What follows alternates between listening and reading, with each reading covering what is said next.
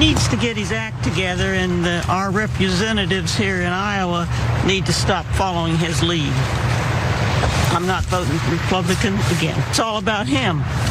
He thinks he's God, and he's going to take over the world. So if it wasn't clear from that is a woman, a former Trump voter, being interviewed about the dissatisfaction she has with Donald Trump and with the other Republicans around him. And she's evidently tapping out. She's done with the whole Republican thing. And there's not nearly enough of those sort of people, but there is more every day, and for a wide variety of different reasons. And so as Donald Trump continues to have problems with independents, his problems with the Republicans are increasing as well. And I think BuzzFeed actually talked to a lot of different people on the ground, former Trump voters, about what was like the cutting off point for him. And some of these are pretty fascinating. One said, as a Minneapolis resident, I voted for him 3 times, defended ICE in every debate with fellow colleagues and protesters. Seeing Trump and his administration's response to Saturday's execution, that being of Alex Pretti, sickens me. That made me wake up to what's really happening. Good, it should.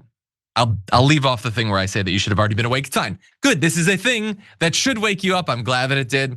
One said, I initially supported ICE until I saw what was happening in Minnesota. When Renee Good was killed, a switch completely flipped in me, and now I can see what is really happening. I am pissed off with the blatant lies, lack of compassion, and the all-out bullying, not to mention killing, that's happening to American citizens. The administration must be stopped. And in a minute, we'll turn to some of the other things that apparently has been that switch moment. But Sharon, I want to bring you in. I assume you're not necessarily gonna buy a ton of this, but these were some pretty drastic events. If anything is going to break through to some people, this seems like the sort of thing that would. What do you make of it? I think it's a bunch of malarkey. Isn't that what Joe Biden used to say? It is. But I have no choice but to be hopeful. We all wake up at a different clip. When bears hibernate all winter, they don't all wake up, to one alarm clock. Some get up and then a couple weeks later, days, night, morning, whatever, they emerge from their little cocoons there and go look to find some salmon swimming upstream. Okay, so maybe different events shake people to the core in different ways, and it's not even up to me to buy it. I guess it's actually happening. We saw one woman who was offered a pardon for her activities on January 6th testify in front of Congress and say she rejected the pardon because she realized how wrong she was eventually. Yeah. So I don't wish her any ill will. I don't want to call her stupid. She woke up eventually and stood up with integrity. So yeah, all that, I guess. Yeah, I mean, I think a lot of the same things that you're saying when we do these sorts of stories, but I do try to remind myself, we have the responsibility, but also the luxury of paying attention to what's actually happening. And for a regular person, maybe they don't somehow realize that Fox News is fake news. It's not real. And also the social media algorithms are designed to dupe people, to delude them. That's how Facebook works. That's how Twitter works. That's how, especially increasingly recently, TikTok works. It's designed to make people not understand what's going on. And so we shouldn't perhaps be super surprised when it works. When all of the world's richest people and the most powerful technology that's ever been built succeeds in its goal of convincing people that what is happening is not what's really happening.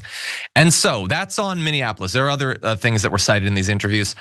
One said, not last few weeks, but last few months, I had soured on Trump with the tariffs. The fact that no one was stopping Nazi memes in official US agency tweets was disgusting. The last few weeks where he insulted our strongest allies over Greenland. All great issues to have with him, both the economic stuff, the weird white supremacist stuff that we have profiled on, like the Department of Labor even sending those out, let alone ICE and DHS and all that. And then obviously the gross stuff about Greenland. One said, my in-laws, closet Trump voters, are mad they can't make national parks camping reservations. And I love that one because that would really bother me too. Recently, one of the I don't think it's a national park, but like a county park or whatever that my wife and I go to, it already wasn't open 7 days a week. They just took away another day while raising the price to go. This is what happens when we don't take our commitment to actual quality of life seriously. We defund all this stuff and everything. And it's really annoying for regular people. One said, my wife's parents are big MAGA. My mother-in-law was saying over Christmas how disgusted she was with his comments about the death of Rob Reiner and his wife. I generally try to avoid their BS, but I spent 30 seconds ranting about how he started his campaign for the first term, making fun of a reporter with disabilities. Technically, I think that was about halfway through. He started it by making fun of Mexicans as rapists and murderers and all that. But yeah, the comment about Rob Reiner, that was really grotesque. That should cause some people to remove their support. I'll discuss one more, said, I was never sold on Trump, but didn't feel he was this dangerous until his second term. Now I feel like an idiot because everything the left predicted has come true. Good. It is difficult for people to admit that sort of thing. I am glad that this person was able to. Any other thoughts, Sharon? No, this is where Cenk is in my head, because whenever I'm on the main show, you know what his stance is about welcoming and the big tent and we have no other choice, which I buy when he starts passionately saying it. And then a few minutes later, I'm back to wanting them the hell out of my life for good. But I'd support it in the moment and maybe even beyond, because we've been through a lot in this country. We'll go through more. And yeah, I just don't get it. And maybe that's my own shortcomings and limitations. I cannot see beyond what I think is reality in my own worldview, which I think is rooted mostly in reality, mostly. Yeah. I just don't get them, but okay, I guess we're all part of these United States of America. Yeah. I don't know why I rolled my eyes. I want to stay, I guess, but the physical like role changes. Yeah, I could do for a few as well. I'll end with this. There was an acknowledgement there. So like the whole mass deportation thing was like some people, it's immigration or whatever. Generally, I think it's just they want to hurt people that they don't like. They want to hurt black and brown people. They want to hurt libs. They want to hurt blue cities or whatever. And like that's what it's supposed to do for these people. But they're like routinely murdering white people now. So for some white conservatives, that might not be as much fun as they thought it was going to be. Let's just keep it real. It's dark, but this is not the sort of person that was supposed to be getting gunned down under Donald Trump and his mass deportations.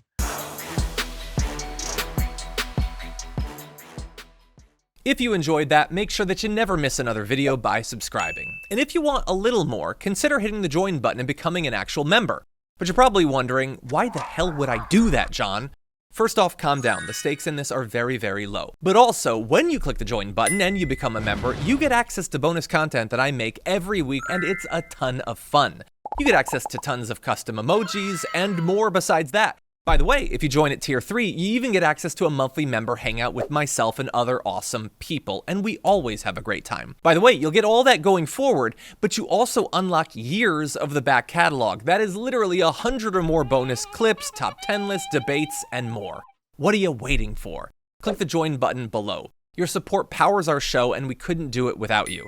Or at the very least, I wouldn't really want to try. Viewers like you keep me here. So thank you in advance for joining.